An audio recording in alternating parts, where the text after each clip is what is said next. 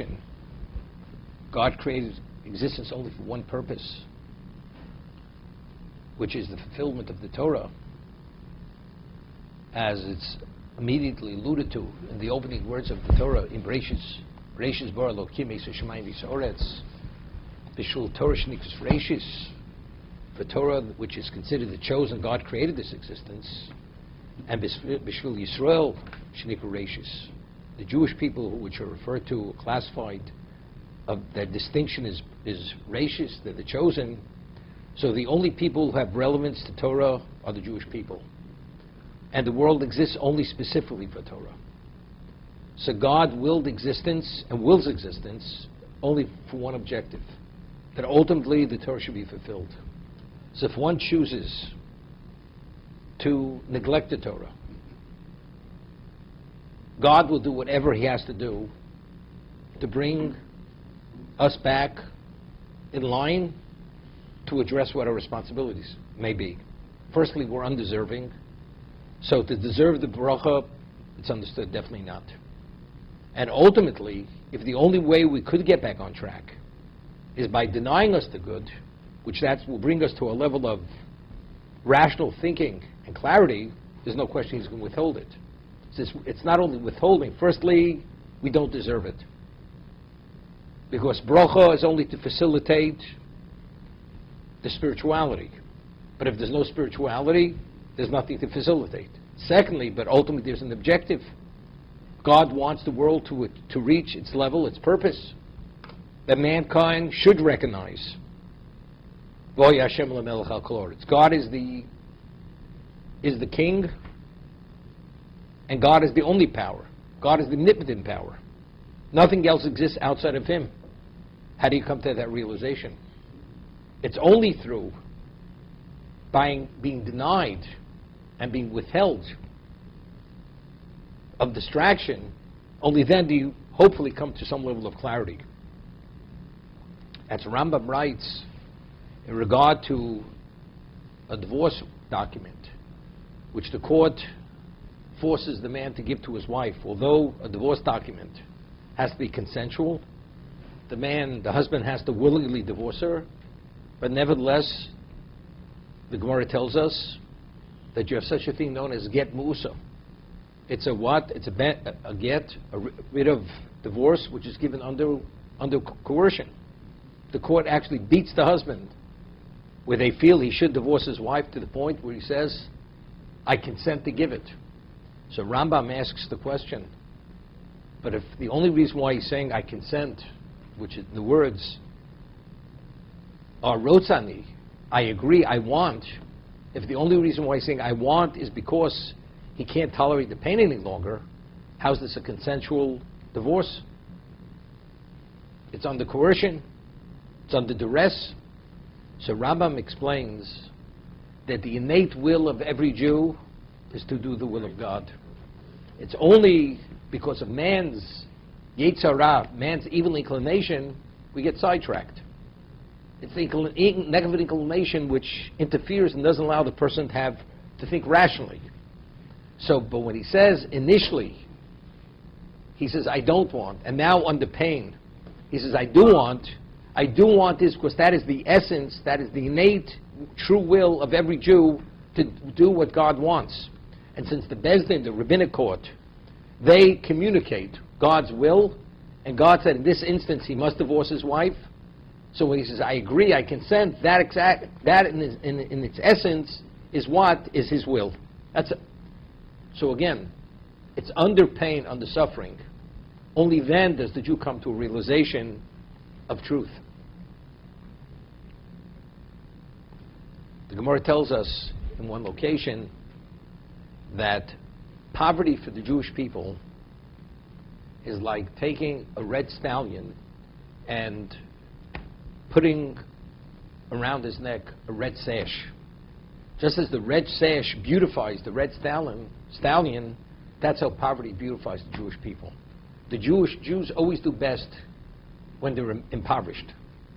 When they become enthralled, intoxicated with the material, that's when they become, that creates the confusion.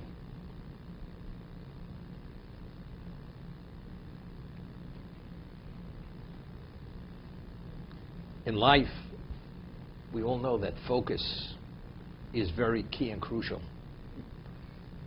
to be able to succeed and to be appreciative, to understand what is at hand. But when we speak about focus, focus is not only the mind, focus also means we speak of qualitative focus. You could speak to a person, and although he hears the words, because he's not fully focused on what he's hearing, he cannot really fully appreciate what he hears, even though he could repeat verbatim what you say. If there are many things interplaying while he's listening, he's being distracted. A human being, because we have many things within our emotion, within our chemistry, what we'll call the inclination, we're inclined to physicality, which is not in line with spirituality. So even when we hear and we intellectually we relate to what's being said, but simultaneously we don't have a full appreciation for it because it's an infringement on what? On our physicality. So therefore we hear it, but to fully appreciate what we hear and what we understand, the full level of appreciation is not there. And because it's not there, therefore it doesn't impact and affect the person as it should. So how does that happen? So how do you achieve that? So if a person is impoverished, he doesn't have the distraction. And especially if you're in a situation where you have no hope, even on a dream level, that you could ever achieve that. For instance, there were times where there were decrees against the Jews that they can never rise financially under any circumstance. Their economic state was locked in at the sub-level. So what was the Jew's situation? Only one thing. He prayed to be able to succeed in his own capacity. So there was no delusion. People did not delude themselves because it was not at hand. It's similar to what the Ibn Ezra says.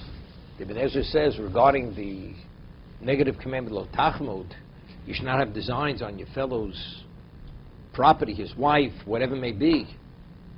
So he goes to explain, how is it possible? I mean, envy and what you believe you should have, how does one control that? So he explains that just as the commoner does not desire the princess because he understands the princess being of royal stock, blood, has no relevance to him, so regardless of how beautiful or how poised or how brilliant or cultured she may be, she has no relevance to him, but understanding it's beyond your reach, you only envy what you believe is within your reach. So if God creates a setting due to anti-Semitism, that there is discrimination, and the Jew cannot go beyond a certain point, the Jew understands without question it's beyond his reach. Once it's beyond his reach, there's no distraction, maybe that will be mine, or maybe it has relevance to me. Therefore, there's full focus on what? On understanding that what's in your best advantage, in your best interest, your spirituality. Therefore, poverty, being impoverished for the Jewish people, not speaking individual, being an impoverished state for the Jewish people beautifies us as the red sash beautifies the white stallion. Same idea.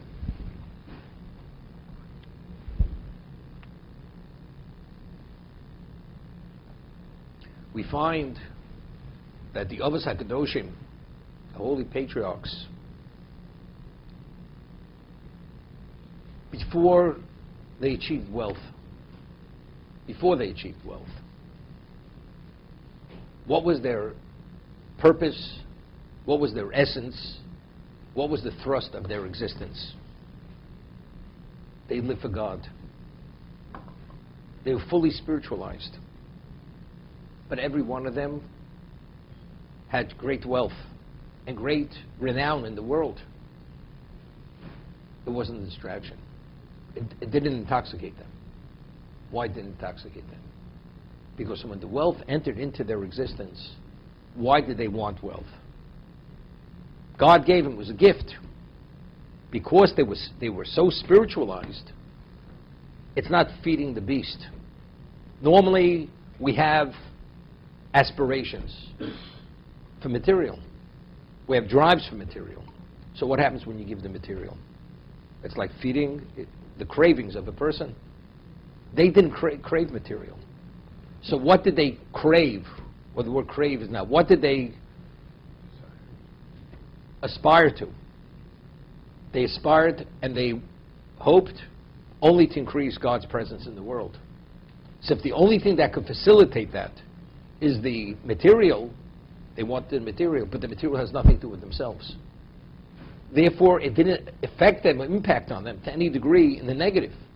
Even Yaakov Avinu, when he went back for the Pachim Ketanim, for the earthenware vessels, where he was phenomenally wealthy, you'd say, it doesn't make any sense. A man with such great wealth, he should be concerned about earthenware vessels which barely have any value. If you're looking at it within the financial, within the material value, you'd say the man is what is a miser. But within Yaakov's purview of existence, why did he want it? Because if I'm endowed by God with material, it has relevance to my spirituality. You never know when even something as worthless as earthenware vessels, when that may come into play and it may be needed for my existence. As the Gemara says, because a tzaddik will not justify stealing.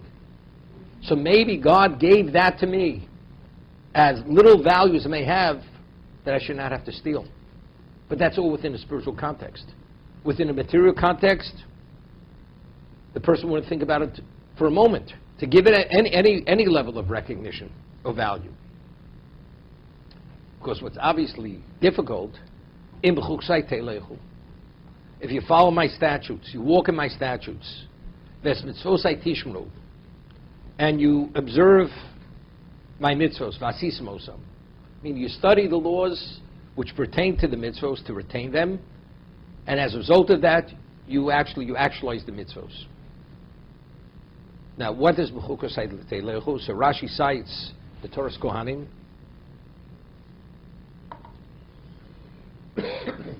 What is the meaning in Bechukosai telechu shtiu amelim b'Torah? A person toils in Torah. He doesn't only learn Torah. He toils.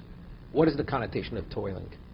Toiling means you're forgoing certain amenities of life for the sake of what you're toiling. The Rambam, based on the Mishnah in Pirkei Avos, speaks about Kesed Torah.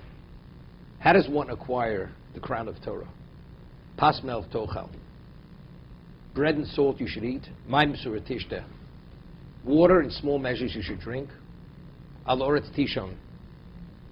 Even if you have to sleep on the floor. V'chai tsar tichya. A life of pain, of deprivation. That's how you acquire the crown of Torah.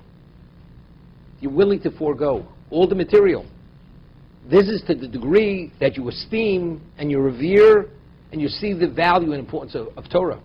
Understanding, but why? Why is it so important? Because the person understands that if the only way you're able to achieve eternity or have a relation with God is through that, and that's first and foremost, that is the ultimate in my objective. If a person knows he's going to starve to death, he will do, and he wants to live, he'll do anything that he should not die. That's survival. So why should a person be omeil? Why should a person toil and forego and live a life of deprivation of the material? Evidently, that's an indication to what degree he understands the importance of that. This is Asay Torah Keva Mlacht Charoi. Why does the Mishnah tells Torah should be primary and your work should be secondary? Why should secondary? Secondary means it's only to facilitate the primary. But why is that primary? Don't you realize it has no relevance? Don't you realize the world doesn't value that? This is archaic. You may think it's archaic. It's like the person understands. The person has a certain need for a certain medication. Nobody needs that medication. But if it's a question your life depends on it, you understand what's the life source. That's my life source. For the Jew, the life source is the Torah. Without the Torah, we cannot survive. Survival doesn't mean living for a day. If it's living eternity or living 70 years, even in affluence, in pleasure, in material, what's 70 years versus forever? Eternity.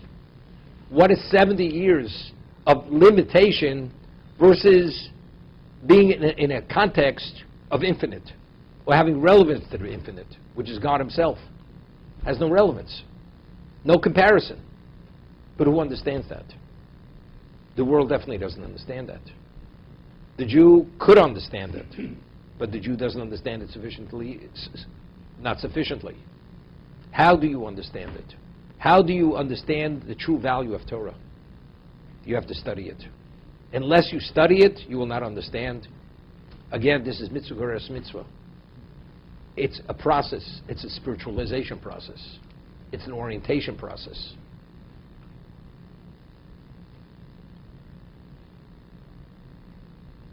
I always say that Gemara tells us that Torah is compared to three liquids: yayin, mayim, yayin, v'cholov. Water, wine, and milk. Water, what is the characteristic of water? It flows from an elevated location to a low location. What does that teach us? Torah can only be acquired by a person who has a great level of humility. But only if you have great humility. But yet simultaneously it says, Zosa Torah Odom Kiyamus V'Oel. This Torah, a man who dies in a tent, and the Gemara tells us, Talmud tells us, Torah can only be acquired by a person who's willing to die for it, meaning you're willing to forego the comforts of life. Is there a linkage between humility and foregoing the comforts of life? Why does the Mesillas Yesharim, Ramchal writes in Mesillas Yesharim that the majority of our investment of time in life is to be able to afford amenities to accommodate our needs. Clothing, food, roof over your head. So Ramchal writes in Mesillas Yesharim, Path for the Just, if you would analyze and understand what the necessity for those particular needs are, you will see that directly relates to the lack of humility. What is the value? Why does one need clothing? To cover his nakedness. Now, how many suits of clothing do you need? What's the quality of clothing that you need? If a person will truly be humble, it will be at a minimal level. How many types of food do you have to eat to maintain your health, to be healthy? And what has to be the quality of that food? Well, it must be minimally that. There's a minimum. Why it must be minimally that? Because anything less than that is not appropriate for me. Otherwise, why not? You only have to be nourished to be healthy, as the Rambam says, there's an obligation to maintain your health, because you cannot have a healthy mind unless you have a healthy body. At one time, people, they were healthy, and they was more than subsistence, and they were able to maintain themselves. So it goes to show that the majority of the time is invested is to provide material which is rooted in one's ego. So again, so why is a person not willing to be meimis asatzmo for divrei Torah? Ein Torah nixon el misha meimis atzmo. You're not willing to forego the physicality. Directly relates to humility. For me, that's not for me. I need nothing less than that roof over your head. At one time they lived in what they called a cold water flat. Because that was society. But you realize we've gone beyond that. What do you mean we've gone beyond that? Evidently, people succeeded even in that context. Even worse than that. So since when the society set what's survivable and what's not survivable? Evidently, it's what we call ego. So the majorities, so again, why aren't you willing to compromise on many things in life? Again, it's a lack of humility. So if Torah could only be acquired through a person who's willing to sacrifice and forego the comforts and pleasures of life and the acknowledgments of status. But what does all that relate to? That's humility. So that's, what is Torah? Torah itself is what? Torah is compared to water. What is water? It flows from an elevated location to a low location. Eina Torah nixis el misha dato shvelo. Only the one who has that low mindset. He doesn't need all that. The Rechaim HaKadosh points out in this week's parsha, when the Gemara says in two locations, Barosi Yitzara, Barosi Lo Torah Tavlin, I've created the evil inclination, and I've created for it specifically Torah as its antidote, which incapacitates it. That's only Torah Lishma. That's only Torah if you study it for the sake of the Torah. Okay? Who could study Torah for the sake of the Torah? Only if you have humility. If you have no humility, there's always the I that gets in the way. Did you hear what I said? There's always an objective. What's the objective? To be acknowledged. For reward. Whatever it may be. For compensation. So again, if Eina Torah nix elamisha daito shvelo, Torah can only be acquired a person who has this humble mindset, humble spirit, this lowly spirit. That's humility. So if the Torah can only be acquired only within that context, that means if it's not acquired, it's not the antidote. So it all goes hand in hand. And who's willing to forego the amenities of life and be in a state of being deprived? It's only the one who's humble, because the one who's truly humble doesn't feel deprived. He may not have it, but he's not deprived. When we speak about Ezu Osher Asamech V'Chelko, who is the wealthy man, the one who's satisfied with his portion? So you tell me, a person who's impoverished and he's truly satisfied with his portion, he's a poor man. I mean, in the Dun & Bradstreet rating, he may be below the poverty line. But in terms of his essence and his function and his spirit and his sense of self, he has everything. Everything. Yaakov said, Yesh li kol. Esav said, Yesh li rov. I have much. Yaakov said, I have it all. As little as I have it all. As much as I have it all. Whatever God gives me, I have it all. He's only giving it to me. Why? To address what my portion is. It's hasamech v'chelko. Whatever portion God gave you at Sinai, whatever I'm able to address that portion, I'm satisfied. I don't need more than that. More is blessing. Sometimes more is actually a distraction. That's what it is. So if a person's truly omel b'Torah, he's toiling in Torah, and as he toils to fulfill the mitzvos, God says, I will give the rains in their time. The land will give its bounty, its yield. And to what degree will the bounty come?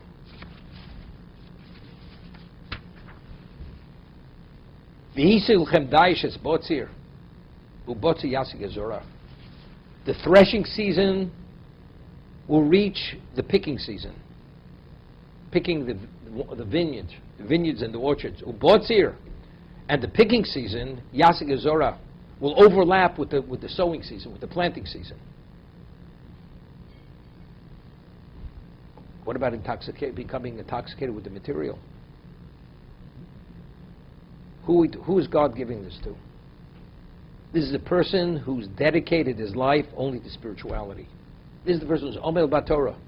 Every moment of his life is fully invested in the study of Torah for the sake of the performance of the mitzvahs, only to the will of God. So now when God gives him the means, abundant means, bounty that's beyond, it's unlimited bounty.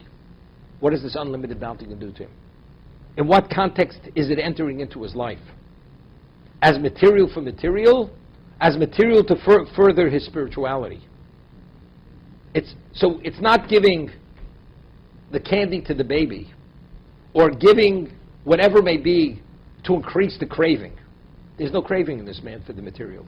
He forewent the material. So if you forewent the material, now when he comes upon the material, it's given to him. It's not lifnei v'lisita michshol. It's not putting a stumbling block in front of a blind man. It's not giving a diabetic something which he craves for, and it's going to compromise his life. We're not talking about that. We're talking about the Avos HaKadoshim.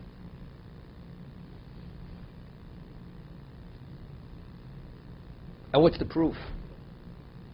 What's the confirmation that we're speaking about the person who's totally spiritualized? You will eat the bread to be sated. Ochel kimav u'mavzborach b'mei, Rashi says, cites Chazal.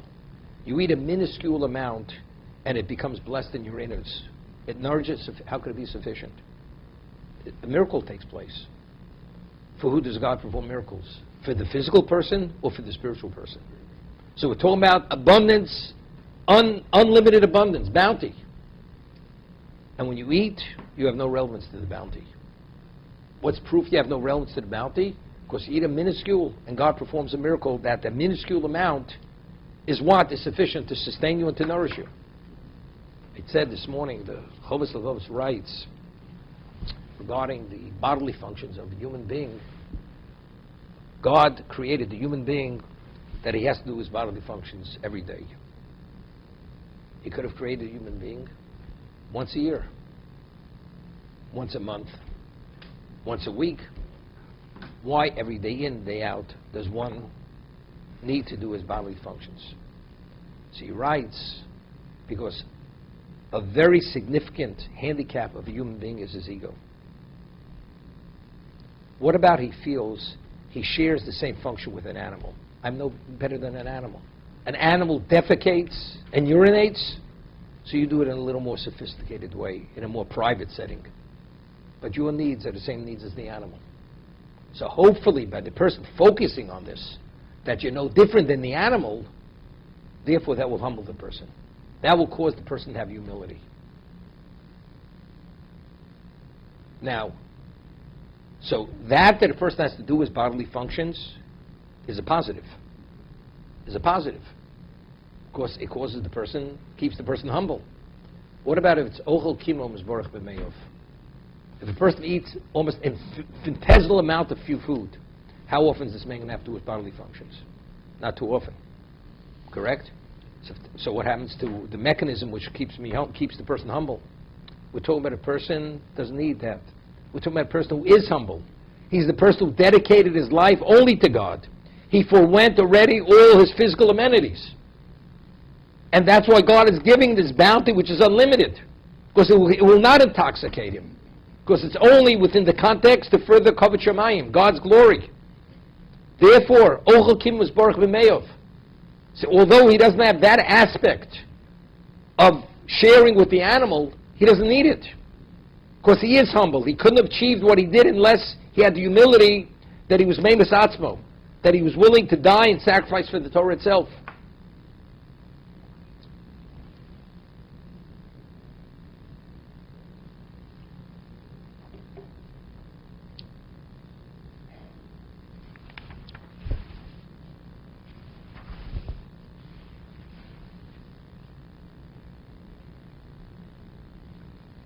Seemingly it's difficult if the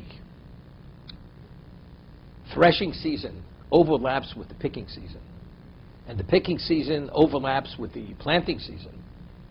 We're talking about a person who invested his life only in Torah and the performance of mitzvos, and God says, I will give you bounty to a point you'll be drowning in the bounty, literally speaking. So if that's the case, it's a tremendous distraction. I hear he wants him to be focused on his spirituality. How do you contend with all this bounty? And God wants you to contend with it, not just to abandon it. In terms of, the Gemara tells us, Chizkiyahu Melech Yehuda, when he became the king, his father was an evil man. I've mentioned this many times, he gave the Jews an ultimatum. He says, he took a Sefer Torah, he took a sword, and he says, either you live by the Torah or you'll be pierced by the sword.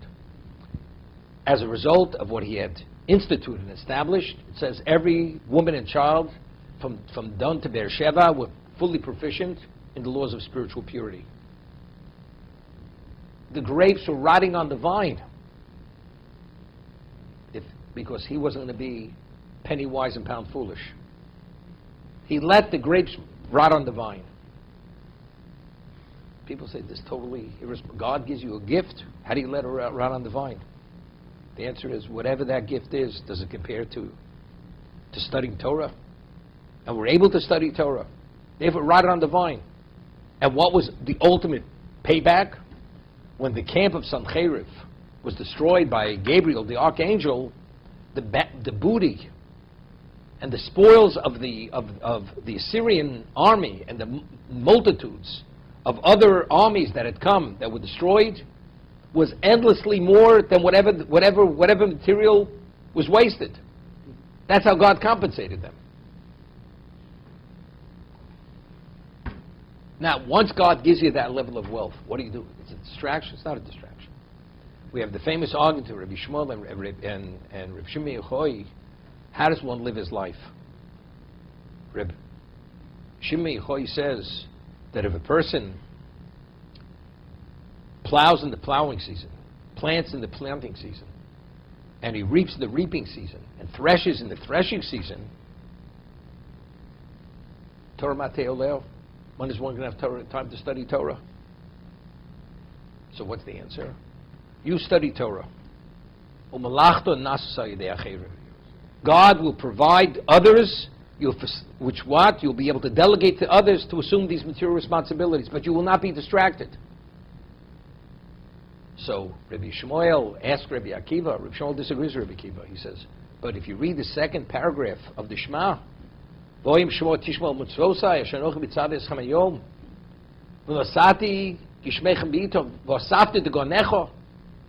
yourself are going to bring in your own harvest. So we see what is the proper thing that you do bring in your own harvest.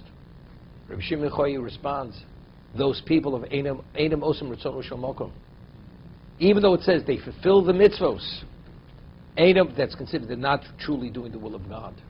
If they would truly be doing the will of God, it will be delegated through others. God will provide others that you could delegate through others, that you should not be distracted. And the Gemara says, Harbe also Reb Shimon Yochai. Many people attempted to follow Reb Shimon Yochai's prescription of life, but also b'yodam, they did not succeed. So Reb Chaim Volozhiner writes in his work Nefesh HaChaim, it doesn't mean to say Reb Shimon Yochai is not correct. It says many attempted to follow his prescription of life and did not succeed. But what's the inference of many? But a minority did. He's not saying it's easy to meet that grade. Many attempted, but they failed. It's not they did and it didn't work. They attempted and they failed. But a minority who were able to meet the grade, they succeeded. And it was they did not have to be distracted from the Torah. And we're speaking about over here in Bechukosai Telechu that the nation as a whole, they revere and esteem and understand the innate value of Torah to such a degree that it will not be a distraction, and they're willing to sacrifice for it because they have the humility, and because they have the humility, they make the sacrifice. God provides. But if you have each season overlapping with the other, how do you contend with this distraction? The answer is, God will provide others, you'll delegate through them. They'll be busy with this. The Jew does not be distracted from his focus, which is Torah's chokeva, with Torah's primary, even more than primary. It's primary, it's pristine, and it's the ultimate. There's nothing which interferes with it.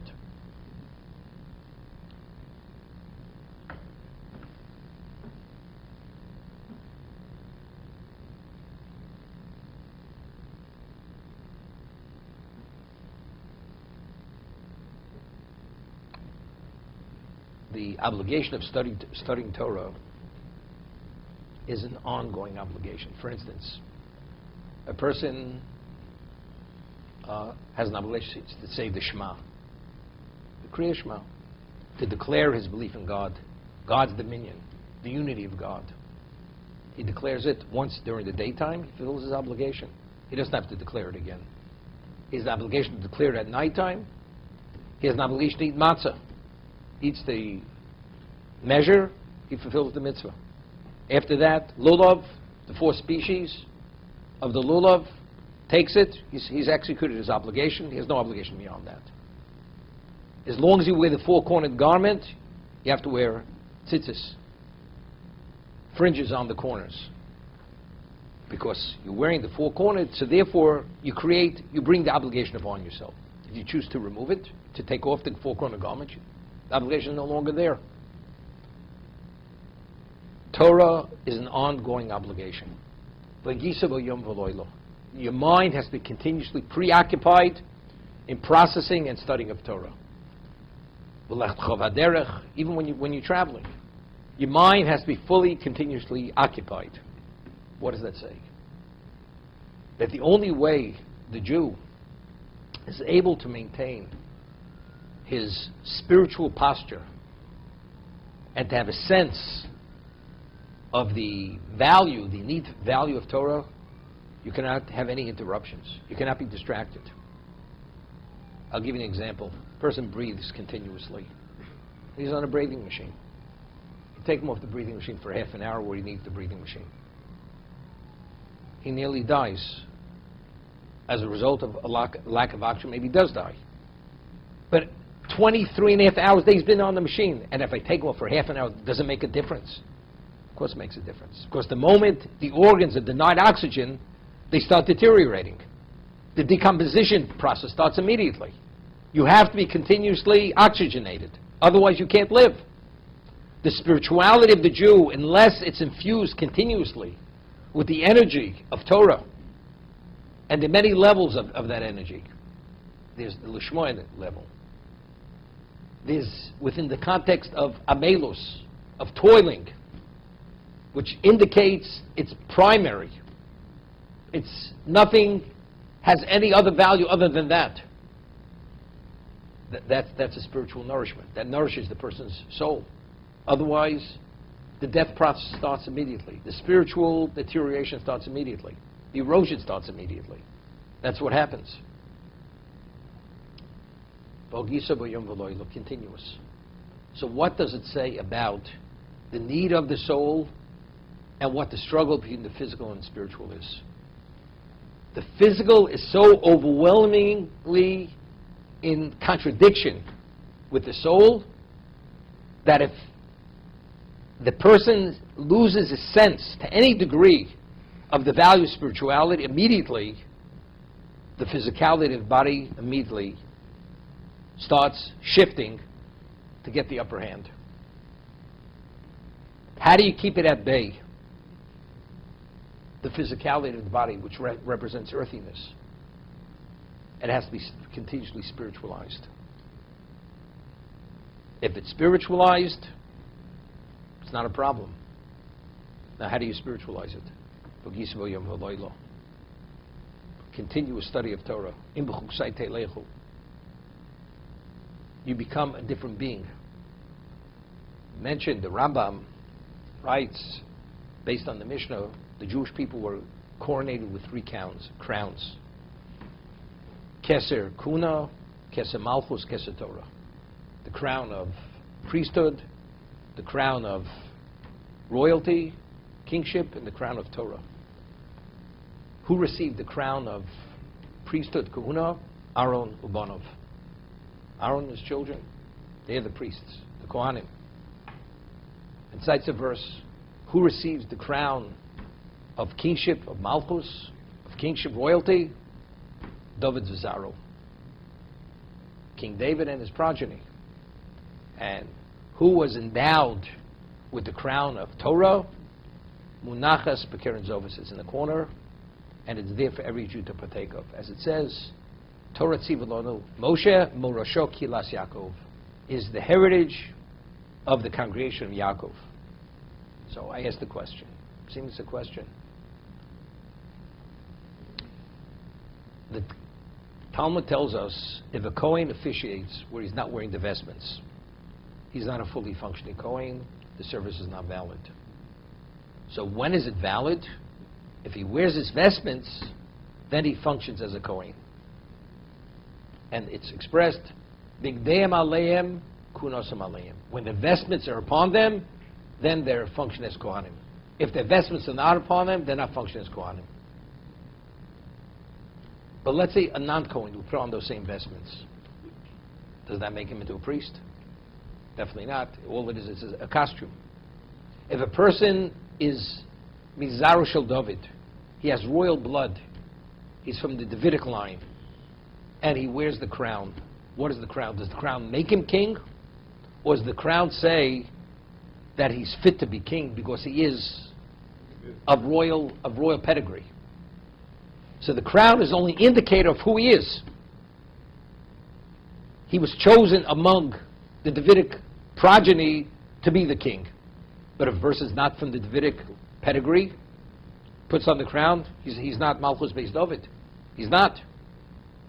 So the crown is only an indication of who he is.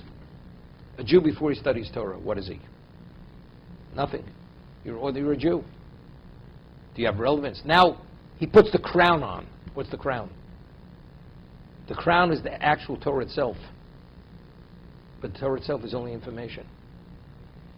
I am the person, I become a repository of information. I'm proficient in all aspects of Torah. The revealed, the hidden, the written, the oral, whatever you want to say. But I am the same person I was before. But yet, Chazal tell us, as the oral Lord, you're not the same person. It's Marosh Kilas Yaakov. That crown is there for every Jew. So what happens if the Jew studies Torah properly? He's fully invested. He toils. And he learns it in an undistracted setting. He doesn't waste a moment. He's fully invested in it. What happens to him? A spiritual transition takes place within himself. There's a metamorphosis which takes place. You're no longer the same person. You become a different entity. Chazal tell us that Melech shemochel hakvodo ikvodo mochel. A king who wants to waive his honor has no right to waive his honor. Cannot waive his honor. Why? Because why is he king? Because he was chosen to be king. He was born of royalty, and he was chosen to be king. It's not his to waive. Talmud Chochem shemochel hakvodo. But a Torah sage who wants to waive his honor, he has the right to waive his honor. So why? So the Talmud says, because Torah delay. It's based on a verse in Tehillim, in Psalms. Because when you study the Torah, it's yours. It's you. Who created the you? The pedigree of Kuna, you are a Kohen. The pedigree of what? Of royalty, you have the pedigree of the Davidic line. You were chosen to be the king. Torah says you have no right to waive that. But how did I become the object of Torah? Because I invested my life in it. But still, how do you know you have a right? So David, Tehillim, indicates, from the way he expresses it, that once you study it, now it's Torah, so it becomes your Torah. Before it's referred to as Torah Hashem, it's God's Torah. But if you've already embraced it and internalized it and actualized it, now it's Torah. It's Torah, so it becomes his Torah. Torah delay, it's yours, and if it's yours, so what happens to the person? There's a spiritualization process. You become a different being. If you become a different being, whatever you experience in a different context.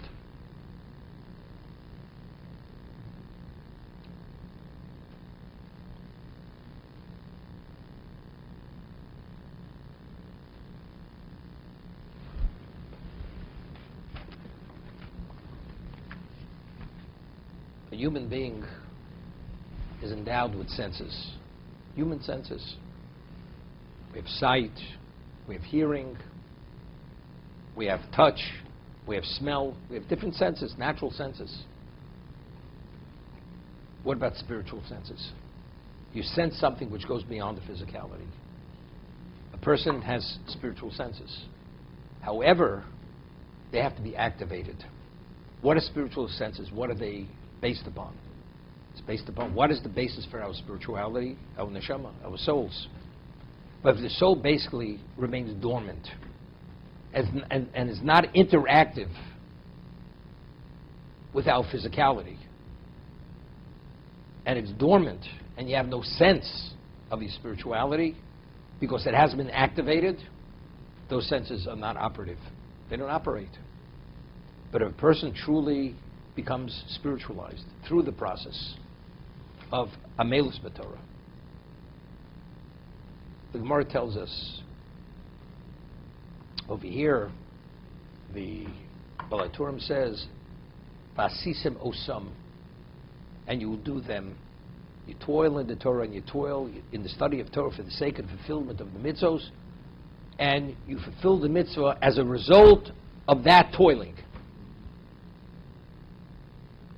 You understand? It's a different mitzvah. If a person studies a mitzvah, he does the mitzvah. Why are you doing it? Because I'm doing it. I'm supposed to do it.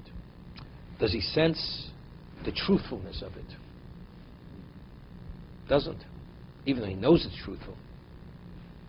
It's at a different level. He has many other things going on in his mind and emotion.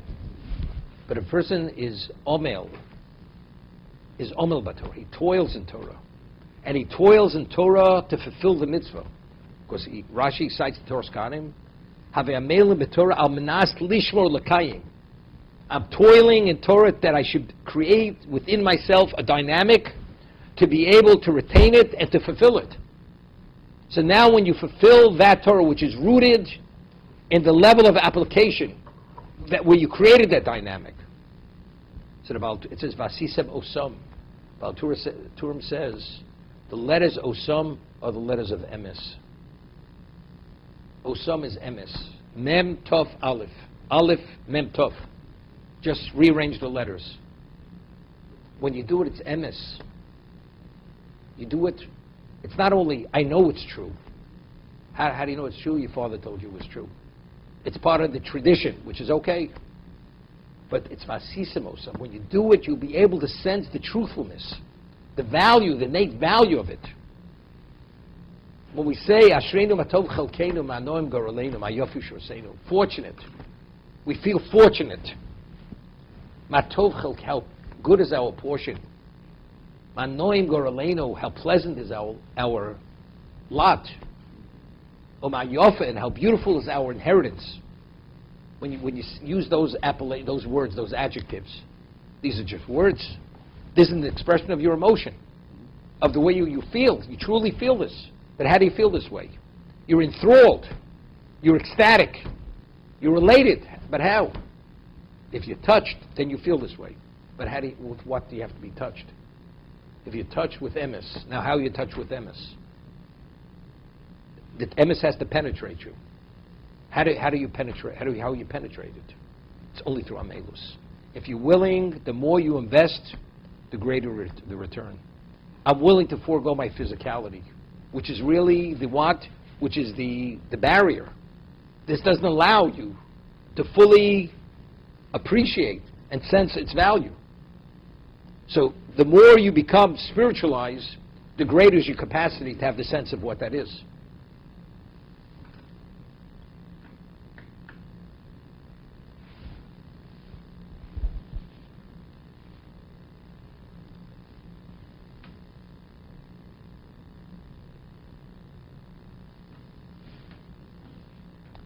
We say in the Ashrei, David HaMelech says, Korov Hashem lekorov, God is close to those who call out to Him.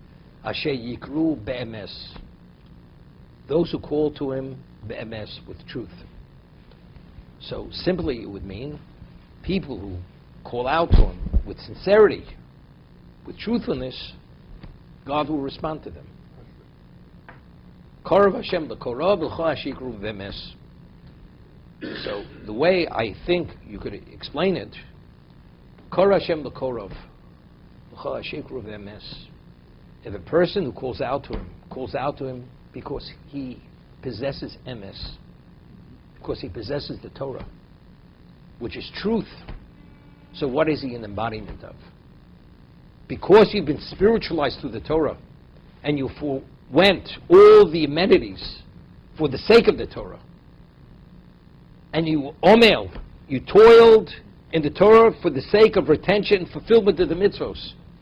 to be able to fully serve God as he should be served, as that truly selfless servant. This is emes. This man is a representation of truth. He's an embodiment of truth. Doesn't mean a person calls out sincerely. Once Gay explained it with an allegory. This person goes and he has a phenomenal pitch to raise money for a certain cause. And he goes and he practiced it and he perfected it. Anybody hears it, he will be a definite success. So he goes and he gets to the point with a great philanthropist, and he does his thing. The man says, you have an hour. If you can convince me an hour, I'll give you generously. If not, I'm not going to give you. He fails. This is a guaranteed win. He's going to succeed. He begins making his presentation. Unparalleled, his presentation. At the end, he finishes, he feels confident, he's going to get that large contribution. The man gives him $1. He's devastated. So he says to the philanthropist, he says, tell me where I went wrong. Was there a problem with my presentation? He said, it was one of a kind. I've never heard of such a presentation in my life. So he says, so where did I fail? Where did I fail? He says, I'm not interested in the cause. Ritzoni of Yaseh. Korov Hashem l'korov v'chashikru bemes. If you call out to God with sincerity, He'll answer you. But if what you represent is not what He's interested in, why should you respond? But if it's hashikru bemes, you call to Him because of you're the embodiment of Torah, and all your objectives and your interests and your investments are only in Him. But how does that happen? Because you're embodiment of truth, because you sacrificed, you toiled for Torah. Those are the ones who God responds to. Bemis doesn't mean with truthfulness. I'm double-faced. But who said you're deserving? Why should God respond to you? I'm not interested in the cause. But I'm crying my eyes out. I'm pained. Therefore what? But you're not deserving. Why should God respond? But if it's bemis, it's a different level. Because we're on the same page. As it says in Pirkei Avos, Asi ritzono k'ritzono. Your will should be like His, then His will be like your will. If you toe the same line, He's helping you toe that line.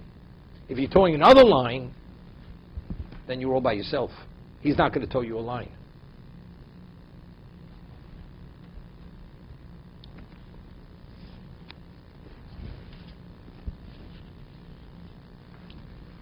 We read in last week's Perek in Pirkei Avos. Rabbi Yonasan Omer kol hamakayim es haTorah mi'oni. A person who fills the Torah in a state of impoverishment. Sofa l'kayim me'osher. Ultimately, he will fulfill the Torah in a state of wealth. Chol hamavatl es haTorah bi'osher. And a person who does not fulfill the Torah, despite his wealth, sofa l'vatl me'oni. Ultimately, God will withdraw that wealth, and you will not fulfill the Torah in the state of impoverishment. What's the rationale? If a person shows his dedication to God, despite my not having, I could pursue other things. What does this world value? They value status. They value wealth. They value acclaim. The man has nothing. Ani choshev kemes. Why is ani choshev kemes? Poor man is like a non-existent person. Who pays attention to him? So if nobody's paying attention to you, don't you want somebody should pay attention to you? You want somebody, and yet he invests his life in Torah. What does that say? This is the ultimate level of dedication. He's met the test and gone beyond the test.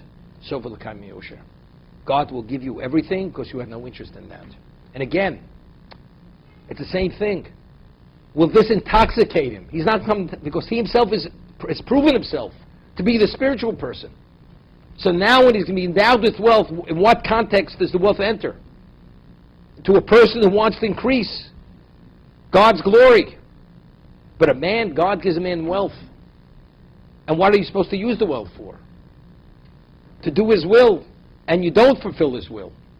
God says, I'm wasting my time. So he withdraws the wealth. So for levatlam oni. Ultimately, God's going to withdraw it. Unless it's going to be a withdrawal from your share in the world to come, God forbid. Maybe the man will have a wake-up call, will be sensitive to understand where did he go wrong. Why has God changed my financial predicament? Because maybe he didn't behave properly. But if the person doesn't get it, then it's a problem. But what happens if, despite that, you have many cases, Etosis discusses this, that people, despite their unacceptable behavior as Jews, God allows them to live in the vernacular high in the hog. Why? That's a depletion of their rewards in the world to come. Ultimately, after they die, they go into spiritual oblivion. This is Mishalim, the son of Aponav Lavido. He pays his debt to those who despise him, Lavido, to send him into spiritual destruction, oblivion. So for the Vatlam only is, to a degree, is a brocha. That God slaps you and gives you that twinge of a pain. Hopefully you'll learn a lesson from that. A person, God forbid, he doesn't even have, when he's deathly ill, and there's a time he could seek out medical attention, but he doesn't even have a sense that he's not well. He's doomed to die. Because at that moment he doesn't have a sense he's not well. But the person who has a sense he's not well, he has a chance. He can address whatever the ailment may be, whatever the illness may be. It's the same thing.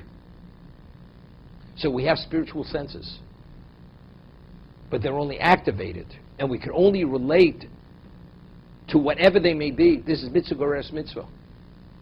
You do one mitzvah, you have a desire for a greater mitzvah from other mitzvahs. Why? Because it creates a dynamic, a desire. It's an activation of more. And of course, we're speaking about doing a mitzvah in a qualitative context, not only shelo lishmo. Even if you do it with an ulterior motive, with the wrong intent, you have a chance you could graduate to the lishma level. Most people don't. There's a chance. That's what gives it value. But if a person does it lishma with the right intent, it creates that dynamic, and you're taken by it. It spiritualizes you, and then you go that extra mile.